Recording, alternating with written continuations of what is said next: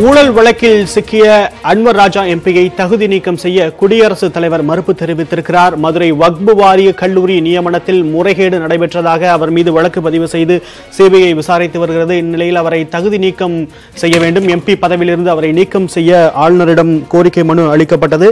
அது தற்பொழுது நிராகரிக்கப்பட்டிருக்கிறது. அன்வர் ராஜா எம்பியை தகுதி நீக்கம் செய்ய குடியரசுத் தலைவர் மறுத்திருக்கிறார். விரிவான விவரங்களை நமது டெல்லி செய்தியாளர் சுசித்ராவிடம் கேட்கலாம். சுசித்ரா, எதன் அடிப்படையில் இந்த மனு கொடுக்கப்பட்டது? மனுவில் என்னென்ன விவரங்கள் எல்லாம் தெரிவிக்கப்பட்டிருந்தது? என்னென்ன காரணங்களை முன்வைத்து குடியரசுத் தலைவர் இதை மறுத்திருக்கிறார்?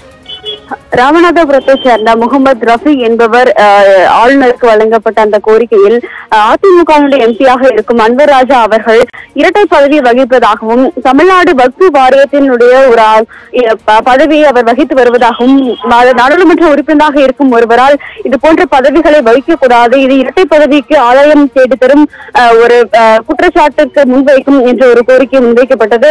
மேலும் அதன் அடிப்படையில் வக்பு வாரியத்தினுடைய அந்த தலைவருடைய பதவியானது மாதம் 50,000 ரூபாய் அவருக்கு தொகையானது வழங்கப்படும். அந்த தொகையும் அவருக்கு முறைகேடாக வழங்கப்படுகிறது என்ற ஒரு குற்றச்சாட்டை முன்வைத்துதான் இந்த ஒரு கோரிக்கையானது ஆளுநரிடம் வழங்கப்பட்டது. ஆளுநர் அதனை பரிசீலித்த பின்னர் குடியரசுத் தலைவருக்கு இந்த தகுதி நீக்கம் குறித்து தொடர்பான முடிவெடுப்பதற்கான ஒரு கோரிக்கையை தமிழகத்தினுடைய ஆளுநர் சார்பாக அனுப்பப்பட்டது.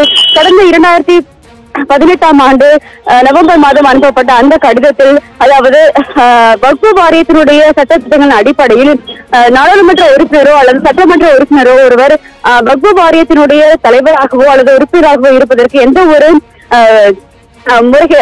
ஒரு காரணமும் தேவையில்லை எனவும், அவ்வாறு இருக்கும் பட்சத்தில் அவரை தகுதி நீக்கம் செய்ய வேண்டிய அவசியம் இல்லை என்ற ஒரு சட்டம் இருப்பதாகவும், அதனால் இவர்களுடைய தகுதி நீக்கம் செல்லாது என அறிவிக்க வேண்டும் என்ற ஒரு கோரிக்கையை தேர்தல் ஆணையமானது குடியரசுத் தலைவரிடம் முன்வைத்தது. அதன் அடிப்படையில் தான் தற்பொழுது குடியரசுத் தலைவர் ராம்நாத் கோவிந்த் அன்வர் ராஜா அவர்களுடைய தகுதி நீக்கத்தை செல்லாது என்ற ஒரு தகுதி நீக்கம் செய்ய வேண்டிய அவசியம் இல்லை என்ற ஒரு கருத்தை முன்வைத்திருக்கிறார். குறிப்பாக இரட்டை பதவிகள் வகிப்பவர்கள் முறைகேட்டில் ஈடுபட்டு வருவதாகவும், அதிமுகவை சார்ந்த எம்பி அன்வர் ராஜா அவர்கள் நாடாளுமன்ற எம்பியாக இருக்கும் பட்சத்தில் வக்பு வாரியத்தினுடைய உறுப்பினர் பதவியிலோ அல்லது தலைவர் பதவியிலோ இருக்கக்கூடாது என்ற ஒரு கோரிக்கையை தான் முகமது ரபி என்பவர் முன்வைத்திருந்தார். ஆனால் சட்டத்திட்டங்களின் அடிப்படையில், குறிப்பாக வக்பு வாரிய சட்டம் 2005 அடிப்படையில் அந்த கோரிக்கையானது செல்லாது என்ற ஒரு காரணத்தை தற்பொழுது ராம்நாத் கோவிந்த் அவர்கள் முன்வைத்து இந்த தகுதி நீக்கம் செய்யக்கூடிய மனுவானது நிலைத்தன்மை அற்றது என்ற ஒரு கருத்தை அவர்கள் முன்வைத்து வெளியிட்டிருக்கிறார்கள். கடந்த 2018ஆம் ஆண்டு அவர்கள் வக்பு வாரியத்தினுடைய பல்வேறு பதவிகளில் தங்களுக்கு சாதகமானவர்களை அமர்த்தி முறைகேட்டில் ஈடுபட்டிருக்கார் என்ற ஒரு கோரிக்கையும் அந்த மனுவில் முன்வைக்கப்பட்டது.